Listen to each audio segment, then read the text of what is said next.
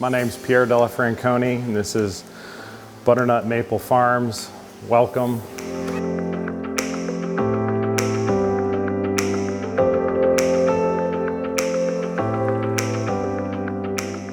This is 3 years old sugar house, and friends and family built the whole thing, so it's a lot of fun, big project, but it's paying off, I hope, in the long run.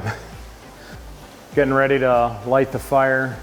So all the valves have to be set in the proper position so we don't burn the pans and get proper boiling.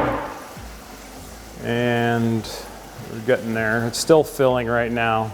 Oh, I'm making sure that I have to have the depths proper so that when we fire up, we don't scorch the pans. And I wait till it gets a certain level and then I flood the front pans. And we always watch the levels so we don't have them too full.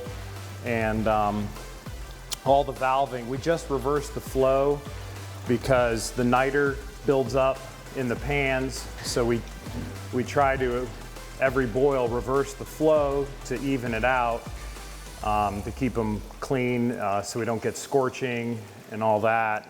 And it takes about 500 gallons to fill this just to get going.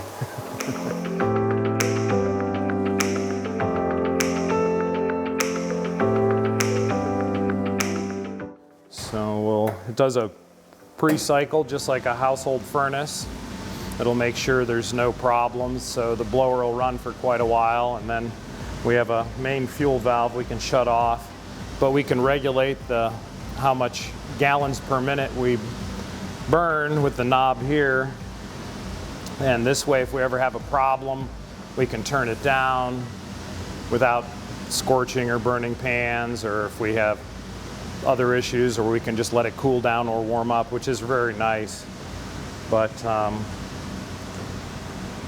we burn about 30 gallons of fuel oil an hour, but the unit will boil 400 gallons of water out of the stacks an hour, so we get zero smoke. It's very efficient. All the air that is burned enters the back, and all that air travels through the arch, that's what this is called, and it superheats the air, and then it comes here, and then it's ignited, and the fuel oil all travels also and gets superheated too. It comes in at about 140 degrees once we get going, and the air gets usually around 200 degrees, give or take, and sometimes even hotter depending on the boil.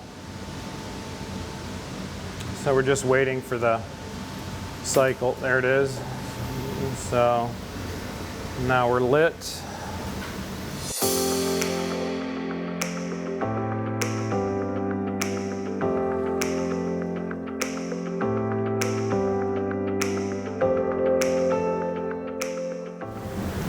These are just samples we were showing people over the weekend of filtered and unfiltered, and it's very cloudy. You can see all the black on the bottom of the bottle.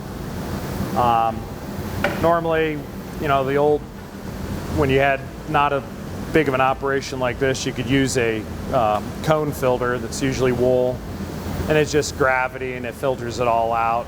But we make so much syrup so fast that we have to use a filter press. So it's the only way to keep up, and it does a very good job. Today we're going to be pulling from pan number 1. This is number 1, number 2, number 3. We were pulling from 3 yesterday. It's nice pulling from pan 3 because it's hotter, but we have to just continuously rotate where we're drawing from to keep that niter down. So we know where we have to be. We made a line. Every pan has its own gauge. There's a line, and there's a line, so we're all okay. We leave the valve shut for a while until it stabilizes, because there's so much pressure, because this is so much higher. The float tends to leak still, and if we let it flood too much, we could end up scorching the pans because it'll move all of it around, and it tends to stick in the center pan. We got to boil pretty quick.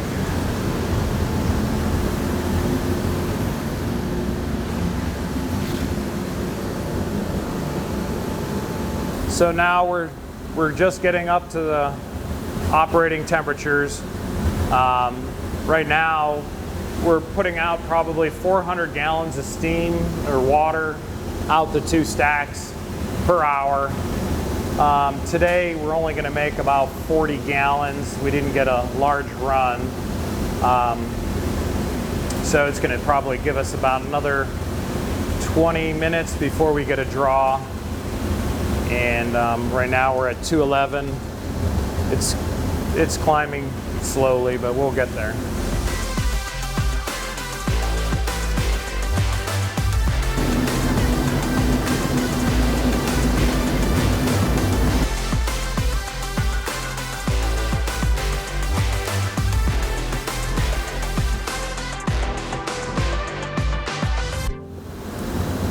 So what he's doing is he's floating the hydrometer and adjusting as he goes, and you can see how fast it's starting to produce syrup. So basically the cup has a thermometer in it, and he's comparing the thermometer temperatures to the density, because the barometric pressure changed so dramatically from yesterday to today, because yesterday we had sunny 65, today rain.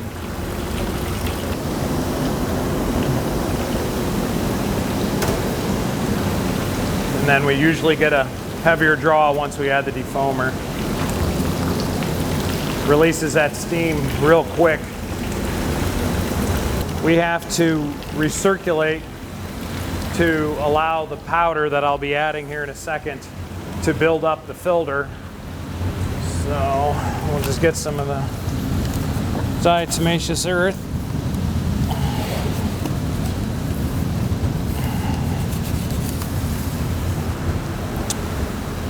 Make sure we don't get burned. And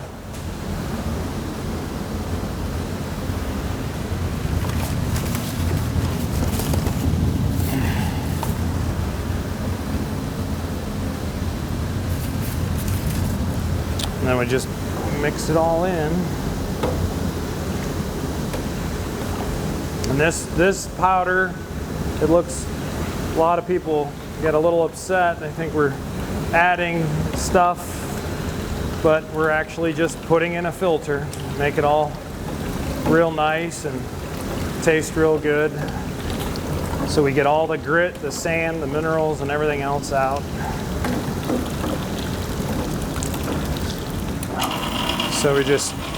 So now it's just an electric gear pump. And right now it's just sucking it in. It's traveling through all this, and all that powder is just traveling into each one of these larger openings here and filling it up, and then the powder sticks on all these papers. The paper stops it, and that becomes the filter, and then eventually you'll see it come out this clear tube and come back into here, and we'll just recirculate it for a while, make sure the filter's actually built up, the powder's built up, and becomes a good filter, and we'll have a clean product.